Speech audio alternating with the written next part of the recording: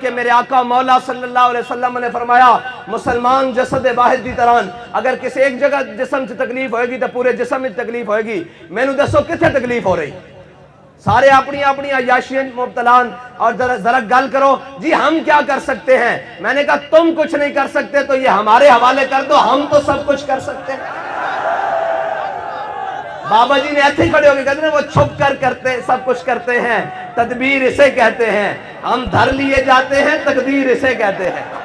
اور فلسطین کے بچے تو اس دن خوشی منا رہے تھے جس دن پاکستان ایٹمی صلاحیت کا حامل ہوا تھا کہ آج ہمارے ہاتھوں میں پتھر نہیں, وہ پاکستان میں پڑا ایٹم بم دیکھو.